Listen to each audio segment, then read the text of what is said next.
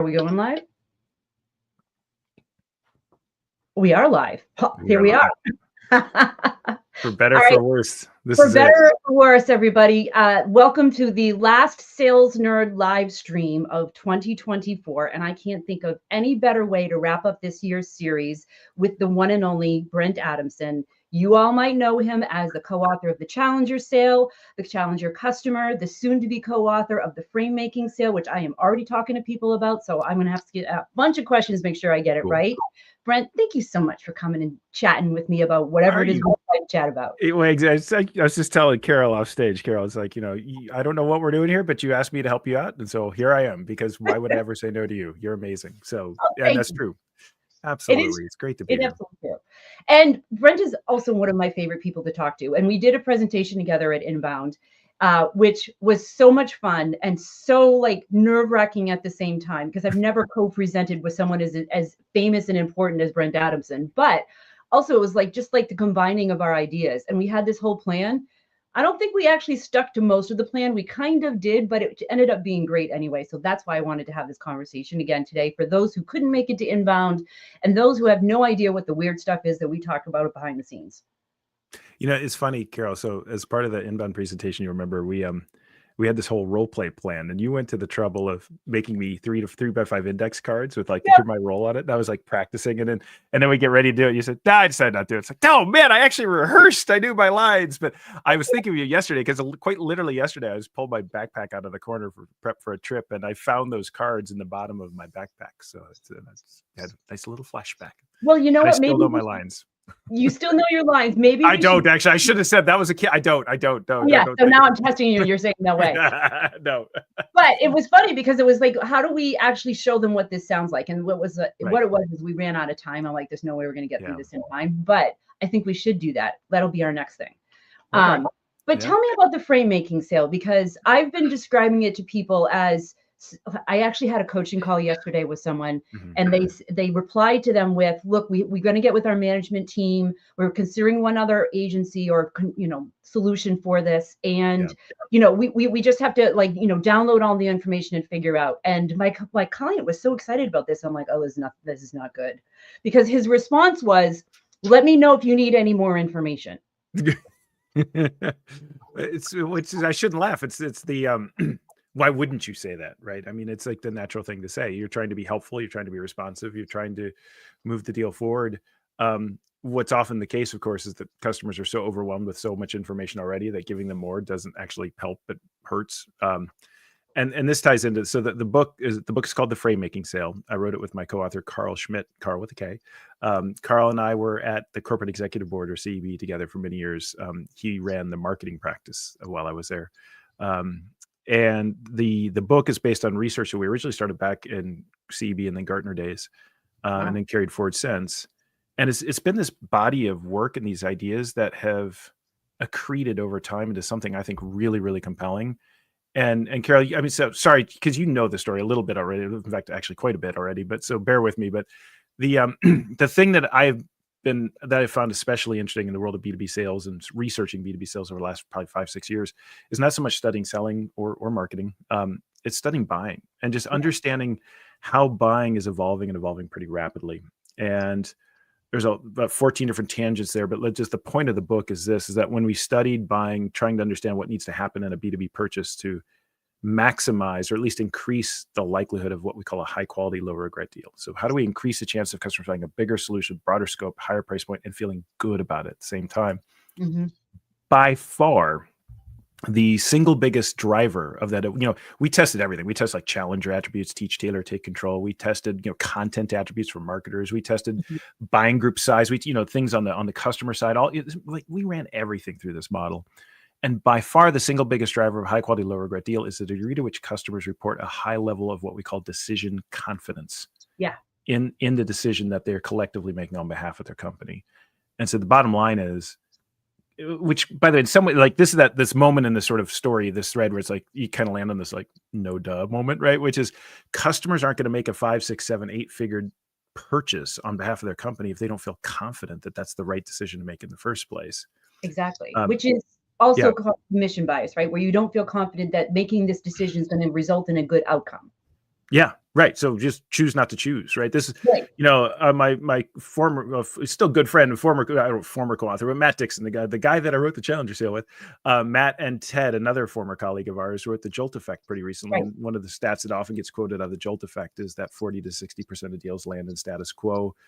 Forrester has a brand new stat out just last week that their number is over 80% land. And I don't know if they say 80% of deals stall, and what's not clear for me yet, at least I got to find this out and track it down. I don't know if 80% stall and never recover, or 80% stall and some eventually get going again. I need to find that out. But one way or another, buying's pretty broken. And the thing and there's all sorts of dimensions of that. But the thing that's interesting to me is that when you unpack what feels like an obvious point, customers need to be confident in their decision, and you start looking at, all right, what does that actually mean? And it turns out it's things like, how confident are we as a buying group that we've even asked the right questions in the first place? How confident are we that we've done enough research? How confident are we that we thoroughly examined all the alternatives? And when you start picking these different sort of sub-dimensions of confidence apart one by one, what you come to recognize is they're all supplier agnostic, right? They're not a dang one of them has anything to do with, am I confident in your brand? Am I confident in your thought leadership? Am I confident in your product? Am I confident in you as a seller? It's like none of that showed up anywhere. So what happens, I find, when I present these, at least up till now, these ideas to, sales leaders, heads of sales, heads of marketing, CEOs, you name it, I get to the word confidence. Everyone goes, that's that no dumb moment. They say, well, of course, they've got to be confident in us. They're not going to buy from us if they don't see our value. They're not going to buy from us if they don't see the value of our brand. That's why we need to be a thought leader. That's why we need to be a trusted advisor. And that term's going to haunt us for decades. Yeah. This is the thing. When I first heard you say that at the National Speaker Association, I think it was Thrive in Albuquerque. It was. Yeah. And you said that, and I was like, I nearly jumped out of my seat, because it came back to my own bias, is that we're still making it about us, our value. We 100% are. And then why I wrote the damn book, Buyer First, because it has to stop being about us. And this just it just aligns so well with that. So there's each chapter in this book, it's a 10-chapter book, an introduction, so it's 11 total. And each chapter in some fashion has a complete takedown of some conventional wisdom. Of some aspect. Chapter 4 is like a just complete dismantling of value selling in some really interesting ways, for example.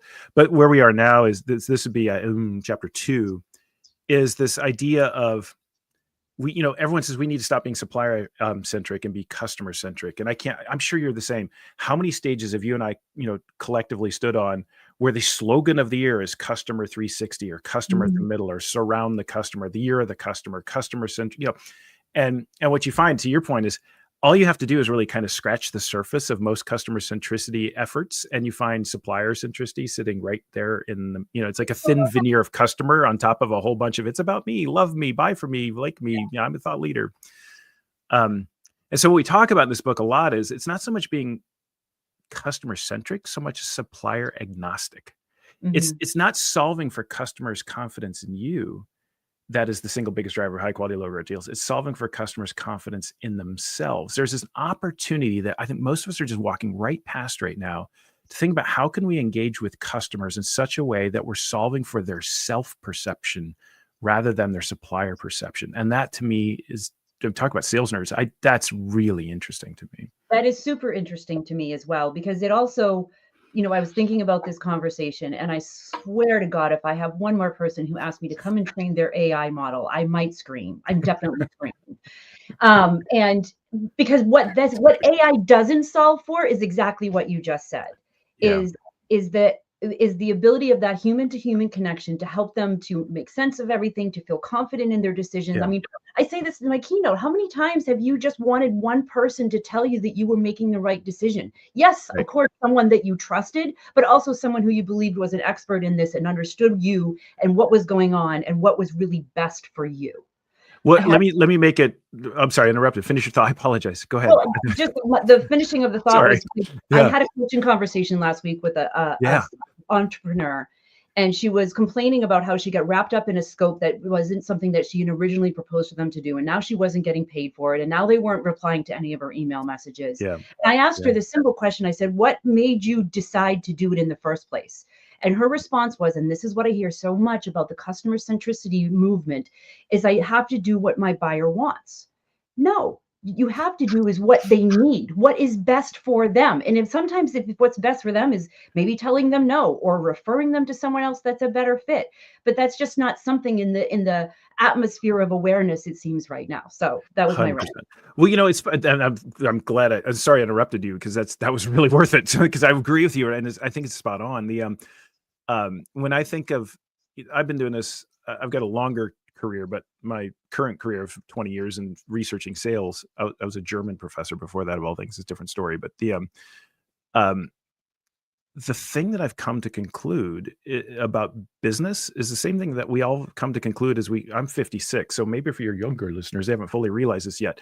But the realization you come to when you're 56 is not a dang one of us knows what we're doing, right? That's the God's honest truth. Excuse my language. I've been a parent for 19 years. I don't know how to be a parent, right? And yet somehow every day I get up and I parent, right? And I muddle through it, and I beat myself up for probably failing in some fashion or another. I wish I could be a better dad. And I think if I'm being honest, I'm probably doing a decent job, right? But we carry that with us to work, not because it's work, but because we're human, right? Not like, so there's this assumption, like discovery. Ask your customers what's keeping them up at night. Identify their needs. What if they don't know what their needs are? Ask them what their top priorities are. What if they can't agree on what their top priorities are? So there's this really interesting built-in assumption to almost everything that we do in sales, and maybe even marketing, that customers essentially know what they're doing. And every time I've studied sales from whatever angle, that led to Challenger, led to frame making, all of it turns out to have at its core this really completely opposite viewpoint, which is customers are kind of struggling. They're really not sure, right? And what if your opportunity, Challenger is all about, what if you were to teach them a new insight about their business, a way to make money, save money? This is it's kind of, if you will, maybe the kissing cousin. That's gross. I don't know. But it's like, this is how can I help them just feel better that they're making a good choice? I mean, just to use I promise I won't ramble, but it's just so top of mind for me. And I apologize because it's going to get a little personal. Nobody signed up for this, but that's okay. as you and I just very briefly touched on going into this call, I have on my plate now, rather urgently this week and rather unexpectedly, to figure out everything I need to know about assisted living for my parents. And as is often the case in these kinds of decisions, this came up very quickly. It's a very complicated thing, and it's very urgent, and I'm completely overwhelmed, right? So, but it doesn't have to be this big of it. But it could also be a $5 million CRM system. It could also be a freaking pair of gym shorts on Amazon, right? It's like, it's like, there's so much information. There's so many options. There's so many possibilities. There's, in these kinds of decisions, there's a lot at stake for getting this right and getting this wrong. And so, in my case, it's my parents who I love dearly, but in business case, it's my job, right? And my ability to feed my family, right? So it's exactly what, Scott, you're saying in the comments. It's like, this is all very human. And I think, so understanding, this is where I love working with you and talking to you and learning from you, because you've tapped into the same vein that I think is so important, is the humanity of what we do in commerce. If we can just understand it, if we can, heck, for that matter, just even recognize it as humanity, we're going to be in a better position to just help each other. Yeah. There you go. Well, it's funny, Scott, I'm so glad that you're here on this, because he and I actually met a couple of weeks ago in Portland. Been a huge supporter and everything. And we were sitting down and we were having this version of this conversation as well. And, and I had said something along the lines of, I don't believe that you can be a good salesperson without being a better person. Like, you can't separate the two. They're intertwined in a way. The other part of this is, like you were saying about the humanity and being a human. I see this, again, I'm going back to the AI thing, is like, AI is creating more information and it's just making it all that much noisier. But the other part of this is that I see, as we do more of this automation, as we do more of this, trying to sort through the information that we're overwhelmed by and using these kinds of things, that the human to human connection is going to become a luxury. It's going to become like I had this conversation the other day with someone. It's like the difference between going and buying goat cheese at the grocery store and getting up early to go to the farmer's market to get the goat cheese that you're going to pay 4 times as much for from the person who made it like yesterday. That's where I kind of see this going. And that your book, I think, is going to align so importantly with this, because helping people to make sense of all of the things that they're overwhelmed by, and the old saying of, how do you build consensus within an organization? And the other thing I see so many salespeople struggling with, which is, all right, well, we've asked all these discovery questions and we've given them a demo based on what we think that they need, but are we really able to tie what it is that is needed here for them, whether they think they need it or not, and that to our quantifiable features and benefits? Like they're missing the gap there on that, which is making it even harder for buyers to be able to feel confident in the decisions that they're making. Because why would you make a decision on a solution that you're not confident is actually going to return the result that you're hoping for? It's just easier to sit in the status quo. But most sales trainers will then say, well, the status quo wasn't painful enough. You didn't push on that score hard enough. And all that does is just make it worse for them.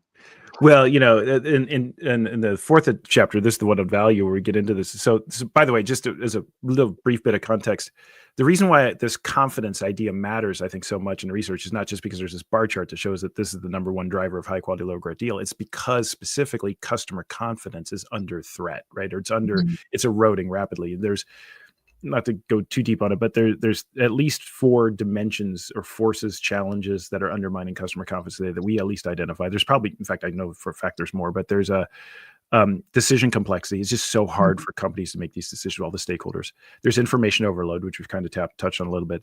There's objective misalignment, which is we're just struggling to agree on what we're even trying to do in the first place. And then there's outcome uncertainty, which is I see your value. I just will screw it up though. Do you know how many times, like, you know, it's like, we just can't have nice things. It's like, you showed me the ROI calculator. I believe your ROI calculator. I believe that that's what you can do in the abstract, but we'll find some way to screw it up so it doesn't apply to me, right? Because it's not because I don't have confidence in your value. I don't have confidence in our ability to extract your value, right? So that one's interesting. But the third one is where you're at least relative to the book, which is, I think, so interesting, is if you demonstrate your value, and the customers decide, and then you get that call. Yeah, you've had this call. I've had this call. I got this. I got this email yesterday. Just yesterday, did you we decided to go in a different direction email? I got one of those just yesterday, right? Yeah. And I think particularly in B2B sales, when customers tell you we've decided to go in a different direction, we automatically assume, well, they just didn't fully see the value of what we did, because if they saw the value, gosh darn it, they'd immediately buy. So we need to double down and be even crisper on our value articulation and get even better at demonstrating our value. And what we think that our perception of our value is going to generate customer confidence. And I think the better way to look at it is that perception of our value doesn't generate confidence, but demonstrate confidence. In other words, what customers actually have to be confident in first is, what are we even trying to do in the first place? And do we even agree? So we talk about this objectives and then tactics. Like, what are we trying to do? How are we trying to do it? And then metrics, how are we going to measure it? Targets, how will we know when we get there? And timeline, how long is it going to take? And unless your stakeholders are aligned across objectives, tactics, metrics, targets, and timelines, which is 5 things, and it was really hard, so we just called it objective, tactics, and results, OTR. Then it doesn't matter. They may look at you and say, no, you're really, really valuable. We just decided to go in a different direction. And this is, I know there's a guy named Tim who's a president of a division of a big enterprise software company. I was doing this riff with him a few months ago, and he said, oh my God, that's exactly what just happened. Is we just lost a multi-million-dollar deal for that very reason. You know, customers looked and said, you're our #1 choice for our #3 problem. And I said, and that's what happens. You wind up being your customer's #1 choice for their #3 problem. And it's not because and God love us all. Oh, this is where I get kind of ranty. I apologize. But it's like, we need to go back and do a better job of demonstrating our value. You're solving for the wrong problem. It's, they already perceive your value. Yeah. They're just not confident that your value, which they perceive, is the thing that they should be even working on in the first place, right? And that's where I think the real shortcoming of value selling is that it's not that it doesn't matter, it does, but it's an order of operations. We got to get them aligned to what they're trying to do in the first place, get them to agree on that. And that happens way before you get to value. It has to happen way before 100%. You get value is an output to confidence. It's not an input. It's the full stop. But you got me all ranty today. I do that, don't I? Unfortunately, I have to say everybody does. I think I'm just an angry old man. Get off my lawn. I love it. This is the thing that drives me crazy, is that when I ask the sellers that I'm coaching and the ones that I'm training, and even sometimes the leaders in the companies, these types of questions that you just articulated, don't know. They don't know the answers, but for the salespeople, they've got it forecast as closable. And I'm like, I think you might want to back that up a couple of steps, because if you don't know the answers to those questions and they don't know the answers to those questions, then there's a very low likelihood that that's going to actually close. But they don't want to hear that, because then what happens is, oh, now I've got to go find 3 or 4 more. And it's gross. That's hard. It's yucky. Yeah. Exactly. It's scary. Yeah. And so then the deal sits in the pipeline and nothing changes. And then that company's forecasts are off, and it's just a whole thing. So I know that we only have 10 minutes left. What is other than the release of your book in September of 2025? September of 2025. It seems like forever from now. Yeah. I know what you mean. You and I have had a long talk about self-publishing versus going through a publishing house. And this is, the result of that conversation is always advantages, disadvantages. And we are now looking directly in the eye of the single biggest disadvantage of going with a big publisher, is that now we wait, right? The book's written and now we wait. So well, and I went through a hybrid publisher, and it wasn't it was really very similar to that. I remember it was December, maybe beginning of January, when I sent them the manuscript, and then spent the next 3 months going back and forth in edits, and then it was like, okay, we're done, you can't change anything else. Yeah, we're almost there. So all the content edits are done. Now it's just copy edits, which, can you imagine, by the way, that job? It's hard for me to imagine many jobs in the world that I would like less than being, can you read this book for punctuation? Oh, the poor person. I can't, what is the hourly rate that would have to be to make that worth it? There are people out there doing there isn't one. Yeah, I don't know. Yeah. You couldn't pay me enough money, honestly. You couldn't. So other than the book launch, what is the other thing that you're most looking forward to in 2025?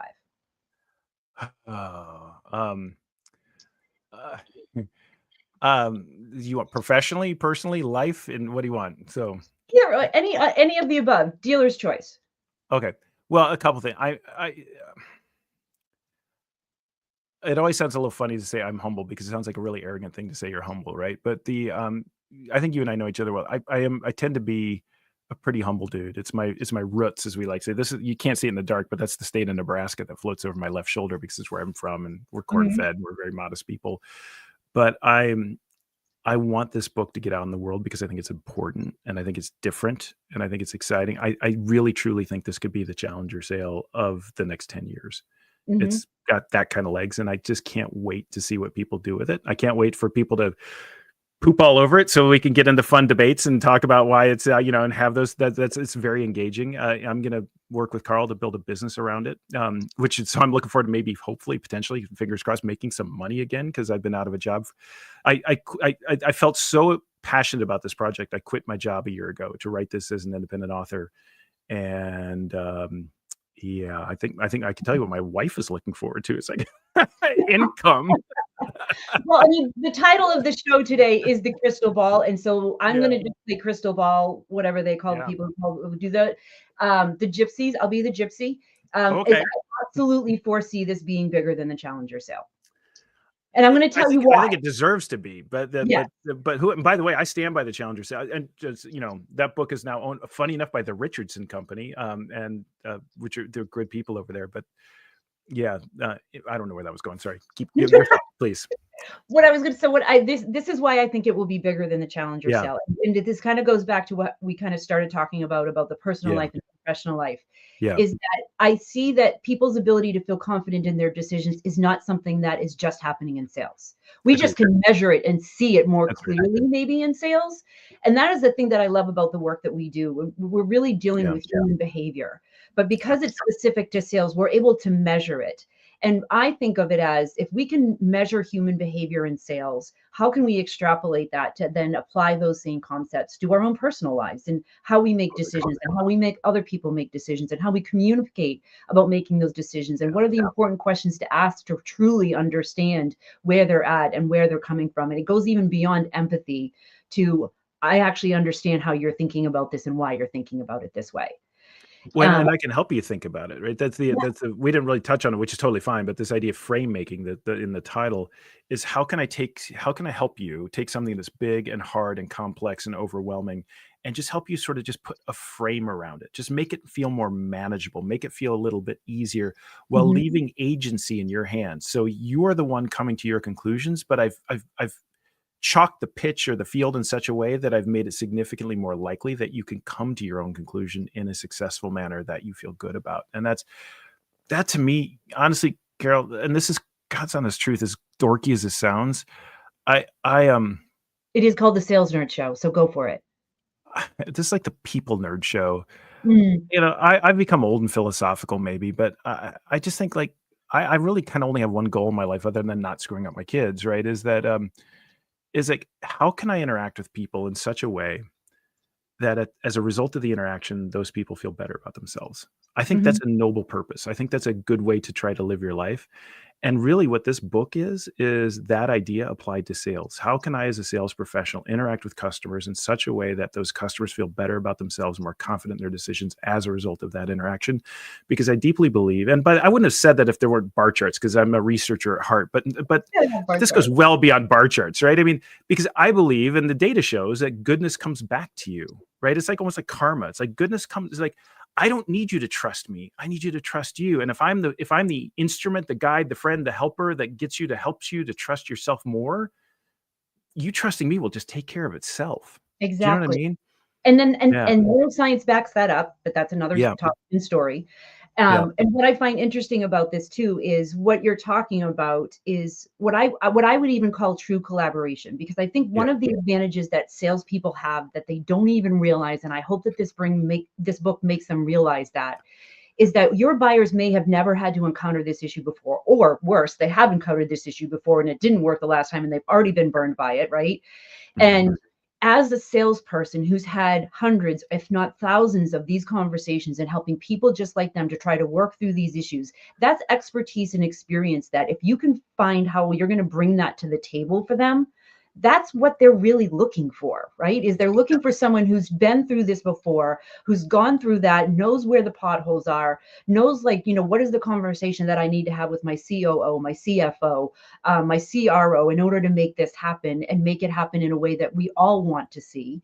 And also, you know, just being able to ask those questions to truly understand them and help them to understand themselves, like you said. I think that's, given the breadth of experience that so many salespeople have after being in their role or in their industry for so long, that you can bring to the table for them. So don't think that AI is going to replace you in that way, because there's a really interesting, I don't know if you call it a caveat or maybe just a yes and, right, to that, which I think is super interesting. And we go into this in a lot of depth through different parts of the book. But one of the things that's interesting, and for those who are like, what about this book? Yeah, like, there's an article that I wrote for the Harvard Business Review called Sense Making for Sales, which is chapter 4 now in the book. So if you want to get a sense for what these themes look like, Sense Making for Sales is out there online. And we talk about this a little bit in that article as well, which is one of the things we found in our research at Gartner/CEB is really interesting, is that when you show up to your customer as an expert, I've been doing this for 20 years. Let me tell you what I've learned. Here's what you need to do. You actually do damage. It actually does harm, not good. Because remember, what we're solving for is not customers' confidence in us. Like, I've done, just trust me, right? It's kind of like just showing up, telling your customers, trust me. And we all know how that works out, right? So there's this really interesting part of the story, Carole, which I think you geek out on too, is about positioning. It's about language, right? I'm a linguist by training, right? So I deeply geek out on this. But so it was somewhat cheekily, I suppose, to sound British. In the book, we call it the phrase that pays. But it's this idea, which you've heard me say before, in working with other customers like you, right? So in working with other customers like you, one of the things we've been surprised to learn is that, as the kids would say, is that hit's very different than I've been doing this for 30 years. Here's what you need to do. Because what it does is it positions me, the seller, as what I would call a connector, as opposed to an expert. I'm connecting. I'm giving you the thing that's truly of value, what you really want. What most customers, it seems, really want is just to know what other companies like them are doing. This is Cialdini, right? Robert Cialdini. This is social proof. It's like, I want to know that I'm not alone. And the value that you can bring to a sale as a sales professional is not your 30 years of experience. It's the 300 conversations that you had with other similar customers that you can just, you're the conduit to insight and not just the producer of insight. And that's about you again. Yeah, it's not. So it's like seller agnostic, right? By the way, I love this riff, because when I sit down with seniors in college who are about to go out into a career in sales and tell them you don't have to, you're about to interact with a bunch of senior vice presidents of whatever. When you apply this technique, then you don't have, it's like, because a lot of them think I'm 24, 25, 26 years old, and I'm talking to someone who's been doing this for 30 years. Who am I to sit in front of them and on Zoom or in their office and tell them what to do? It's like, you don't need to. It's like, but what you can do is you irrespective of age, young, old, can provide something that they don't have, which is access to other people like them. And that's that. And so just the phrase, I'm here to help you, or excuse, I've got a lot of expertise, let me help you, versus I work with a lot of other customers struggling with the same kinds of questions. Here's what I've learned and here's how they think about it. Yeah. It's kind of the same thing, but it's positioned very differently, isn't it? It's not even the same thing. The old phrase, like, how many times have you gotten in an argument with someone like your wife or me with my husband about, it's not what you said, it's how you freaking said it. And again, it's so human. It is so human. And the words that you use, the inclination that you use, the order of the words and how you use them. I was, again, on a coaching call the other day, and after the call, I said, what's your takeaway from this? How are you going to go about the day to day? He's like, I'm going to need to be more assertive. I'm like, no, that's not the takeaway. The takeaway is be more curious. And let's start there first. And then that will then lead itself to these other things that we've talked about. But I just realized that we're now out of time. And it always look at that. We talk. So we'll have to do it again, of course. As soon as first, I have to ask this question. Like, what's the girl got to do to get an advance copy? August. You got to wait. That's what you have to do, actually. So, but I'll wait till August. I got you. Don't worry. By the way, just so if anyone listening, I'm on LinkedIn. Of course, we all are. We're on LinkedIn probably right now, right? But what Carole and I, my co-author again, are doing is roughly once a week or once every 10 days, we're doing like little 5 to 10 minute videos of just him and I talking about some of these themes and just pulling some of the themes out and putting a little video on LinkedIn. So if you're interested in kind of little, teasing it out over the course of months, that's what we're doing. So hang out there and you'll find it there. Yeah. Okay. So I'm definitely going to follow Carole. I think I already am. I'm already following everything that you say anyway. So I can't wait for that. Good luck with everything, the holidays, what it is. I can't wait for our next conversation. And y'all, if you haven't been following Brent yet, please do so now. Let him know what you took away from all of this and how excited you are. Hopefully there'll be a pre-order link soon within the next couple of months that we can start sharing out with people. And happy holidays, everybody. Cheers, everybody. Bye. All right.